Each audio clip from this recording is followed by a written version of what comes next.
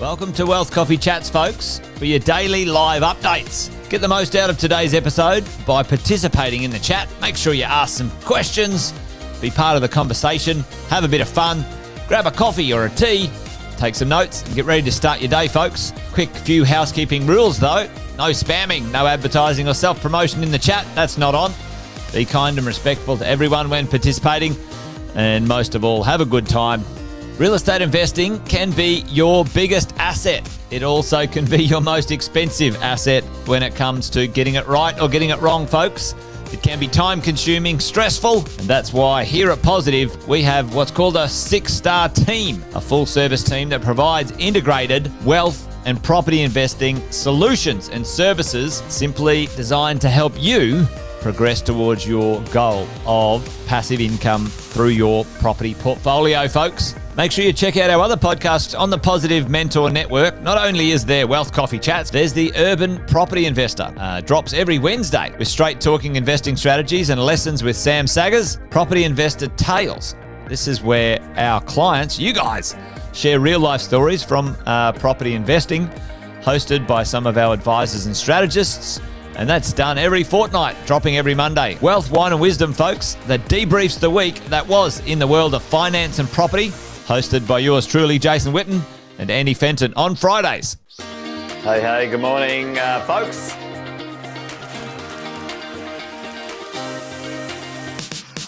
Good morning, everybody. Welcome to another Wealth Coffee Chat. Hope you're well, folks, wherever you are.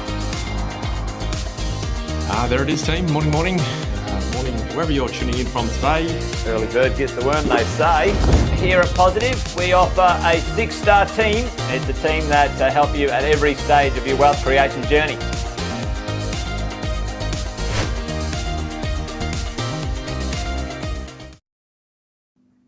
Good morning, folks. Happy Monday. How are we all this morning? Hey, good morning. My name's Emily and I work here at Positive Real Estate. And today it's Monday, so you've got the education here. So myself and the team here at the advisory team at Positive present to you on a Monday about all sorts of things. And I want to check in with you folks. How was your weekend? Pretty rainy where I was, honestly. We had quite a few outdoor plans, but they all got cancelled due to some rain. What do we got going on in the chat, folks? Let me know where you're joining me in from. That's always wonderful. Kevin, as always, folks, if you haven't met Kevin is always joining us over from Lakeland, Florida. Good morning, Kev. Hope you're doing really well. And then beautiful Bob there. Good morning, Bob. How are you? Hey, folks, great to have you here this morning. A little topic that I would like to discuss with you, maybe a bit more chat style this week, folks. Good morning, Rosie. Rosie's jumping in the chat there too. Morning, Rosie. So a thing that I would like to discuss with you this morning, folks, is some of the reasons why people won't invest and some of the mitigations and maybe the solutions as to getting them through all of that. So that's what we do here at the coaching team at Positive, is guide people to the solution or to the outcome that they want, navigating all of the difficulties and all sorts of things as we go along. So what I'd like to discuss with you this morning, and I'm going to write a few things up on the screen in a second. What do you think, folks, and I'd like you to type it in the chat, what do you think, folks, is one of the number one fears that people have when they're using their home equity as a deposit to purchase a property investment? Type that in the chat. And while you do that, I'm going to take a sip of my coffee and we'll get the screen up and running in just a second. I hope you've all got your nice coffee this morning.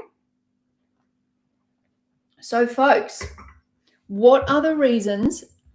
What are the main reasons that people will not use their home equity in order to purchase an investment? Now, let me get my screen up here, start writing a few solutions, with a few challenges. Okay, Rosie, what's Rosie saying here? Let me just bring up my slide and we'll pop these answers on the screen. All righty, folks, can you see that? Give me a thumbs up in the chat if you can see my blackboard here. Rosie, so Rosie says they're going to lose their home. Absolutely. So lose home. Okay, what else do we have here? Bob says the same thing. Lose home times 2. Absolutely. We're seeing a pattern here. Karen, good morning. Karen, how are you? Let me just change the screen a little bit so you can see me a bit better. That's a bit better. Morning, Karen, how are you? What's Karen saying? So Karen says, adding debt to my home that therefore increases my mortgage. Okay, so more debt. Doesn't that just sound like we're going backwards, Karen? The whole point is we want to pay our homes off, right? We don't want to be going backwards. So more debt on home. Okay, I'm really seeing a theme here this morning, folks. Okay, now Bob says, what's Bob saying here now? So Bob is saying extending the mortgage 30 years again. Gosh, we feel like we're going backwards, right? So more years to pay. Now, if you're extending your mortgage out again, Bob, what are you paying more of at the end of the day? More interest to the bank. Gosh, so more interest. Okay. More interest. What else do we got here? Kobe. Good morning, Kobe. Awesome. Oh, you can see my slides. Good on you, Kobe. Good morning from wherever you're joining us to. Okay. Morning, Court. You're in there as well. Any more reasons, folks, why people won't use their home equity, even if they have it, and they can do it in a structured and safe way. Now, what do we got here? Bob says different interest rates. Okay, so maybe over the course of that 30-year loan term, that interest rate could go up and down again. Okay, so folks, it goes without saying there's a bit of a theme here, right? If we just zoom in on this. What's the theme? The theme, folks, depending on how quick you can get in the chat, the theme is absolutely, Rosie, it sounds scary. That sounds scary, but the theme, of course, is that it's about our home, right? It's our home. So using the home equity, although it's a very valuable way of withdrawing equity from your home and using it to put a deposit on a home, on a new investment rather, this is where people get really unstuck because they absolutely do not want to lose their home. And of course, why would you? And Karen's got another one here, impacting your lifestyle. Absolutely. So more debt, more interest, all of these things that are going to impact your life now. Okay, so given that we're talking about home equity, I'd like to talk to you about a topic that comes up all the time when we're speaking to our clients. It's called cross-collateralisation. Now, let's hope my spelling is right. I'm not sure that that's right, but let's just roll with it. So cross-collateralisation. Who has heard of cross-collateralisation? Anyone in the chat? So cross-collateralisation, folks, is where, let's say, for example, you hold multiple investments. So one might be your home. We'll put a little love heart there. And then you might have 3 investments. How's that sound? So 1, 2, 3. Now, imagine if you are what's called cross-collateralized and you've got all of these investments, including your home, under one bank. What do you think about that, folks? Tell me in the chat. Does that sound like a good thing to be doing? I'm going to have a sip of my coffee. Do you think we should be putting all of our investments with just one bank? What's Court saying here in the chat? Yep, absolutely. She's hearing about it way too often, where banks make it sound really good because it's less admin. And that's one of the number one reasons why people will do something like this, end up banking with one bank, because it feels like a lot easier. Okay, just make, one repayment, or it's all in one space. I've got my one app. I don't have to go around all these multiple banks. They know me. I've worked with my bank for years, all sorts of things. Yeah. So yeah, it does sound safe, doesn't it, Bob? Absolutely. Thanks for that. So what happens is when you are cross-collateralized, folks, let me bring my screen up again. When you are cross-collateralized, any one negative impact on the portfolio can in fact be spread across the portfolio like this. So let's just say that we wanted to sell this property here and we wanted to take our profits and do something else with it. Who knows? We wanted to do anything with it because it's our money and we want to go and do something else with it.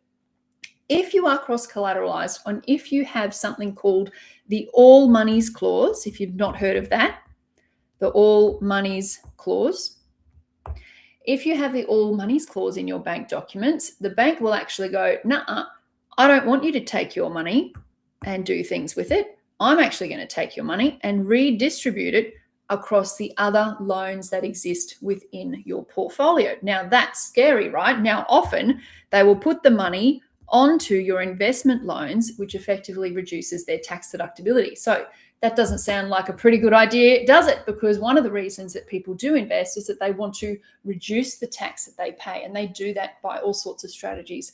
And we can talk to you about that. I know that the tax team is actually presenting tomorrow on Wealth Coffee Chat, so maybe they'd like to chat about this type of thing. So how do we avoid this then? How do we avoid protecting our home? How do we avoid cross-collateralizing our loans and avoiding the all monies clause so we can protect our home? So we're going to do a little exercise, okay? So I want you to imagine that you are an investor, okay, and you have a home, that's worth, say, $1 million. Okay, you might have bought it a few years ago. You've really capitalized on that upswing that we've had in recent times. So you've got a great uplift there. You've got $1 million home. Okay, now let's just say, for argument's sake, that you've still got $600,000 left on that mortgage. Now, folks, tell me in the chat if you would like to use home equity, what is the way that you can release it? Do you know the equation that we have to do to release the home equity from your home so we can go and use it as a deposit on an investment property? Tell me in the chat. I'll take another sip of my coffee.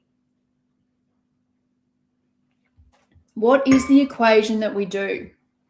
At what percentage loan to value ratio can we withdraw equity from our home, folks?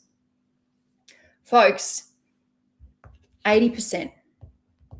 So 80%. So what does this mean, folks? In this particular circumstance, we can actually release up to $200,000. So I'm going to draw another little line in here because we're going to split off the loan.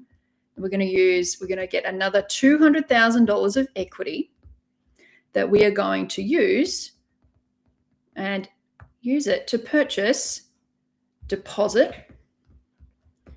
and costs on a second property. So how does this sound, right? That sounds pretty cool. I'm going to take some money off my home. I'm going to increase the debt on my home, right, through an equity release. And I'm going to release that equity, use it to pay deposit and costs on a property. How does that sound? So the $200,000 is going to cover a 20% deposit and about 5% worth of costs. Now, some of the costs that we pay when we go and purchase real estate is what? Stamp duty. We've got bank fees, valuations, all sorts of things like that, legal fees as well. So now we've gone ahead, we've purchased a property. This property, say for example, is worth $800,000, and then we might have a mortgage on that one of $640,000.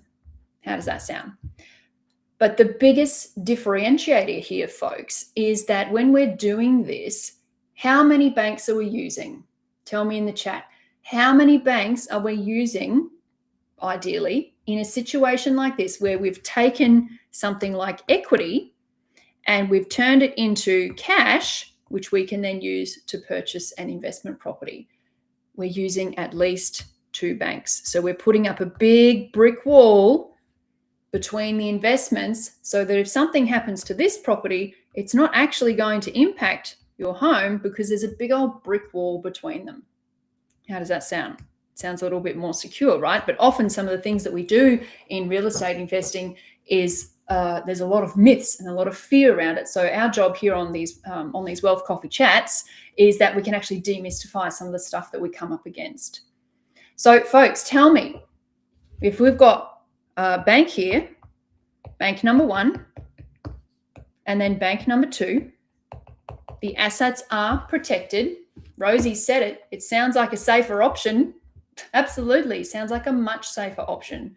And then here's the kicker, folks. When you do this correctly, there's actually a phase 2 to this, folks. So if a certain amount of time passes, so time has passed, we still own the 2 assets. I'm going to say maybe 4 years. Let's say it's at 6% growth.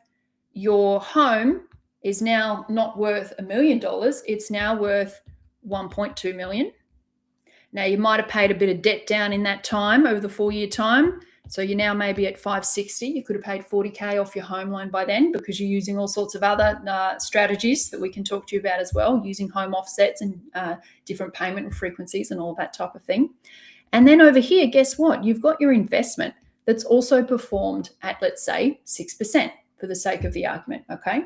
So this property here is worth how much? 6% over 4 years compounding actually means that this property is now worth $1 million. Okay. Now there's still debt on it, right? Because for other reasons we've chosen, let's do an interest only loan. So this loan is still worth 640K.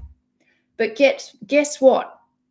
Because the loan to value ratio on this property here is now decreased, we can actually refinance, take that 200K, I'm using round numbers here. The numbers don't quite match up for the sake of this, but play with me here. We refinance, we take that 200K and we take it back, and we can actually give it back to our home loan. Okay. So this property is now taking care of its own loan structure as it's starting to perform within the market. Yeah. So this property here is protected once again. And well, it was always protected, right? Because we're doing things that are conducive of effective and safe and flexible investing, right? So we protected our home. We've bought an asset which has grown $200,000 in the course of a 4-year period. That's a pretty cool outcome, right?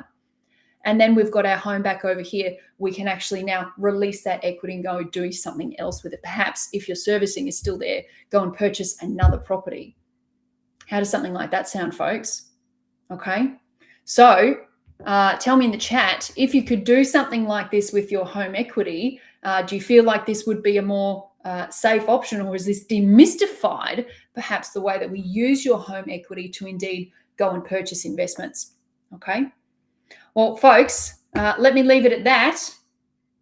Any questions in the chat, don't hesitate to reach out. Like I said, you'll find the education team here every single Monday morning talking about all sorts of things, case studies, and all sorts of investment approaches that we use when we're actually building strategy into our clients' portfolios. So if this is something that you're interested in, don't hesitate to leave a comment in the chat box or leave a comment online, and we can reach out to you if you'd like to discuss more about this. But hey, thanks folks. Oh, Bob, you think it's a good option? I'm glad. Absolutely, Bob. Yeah, I'm so glad that you would do this. But hey, folks, thanks, regulars. Thanks for jumping in. I hope you've enjoyed your coffee this morning, and I hope you have a wonderful week ahead. A reminder that, yes, the tax team are presenting tomorrow morning, same time, 8:10 Queensland time. So I will see you in the next one, folks. Thanks for joining me. Have a wonderful week, and I'll see you next time. Okay, folks. Bye. Have a great week. Thanks for watching another episode of Wealth Coffee Chat, folks. Make sure you like, subscribe, and turn on your notifications so you never miss a thing when we go live. Improve your portfolio and investing game, folks, with Wealth Coffee Chats live every morning at 8:10 each weekday. Make sure you join us.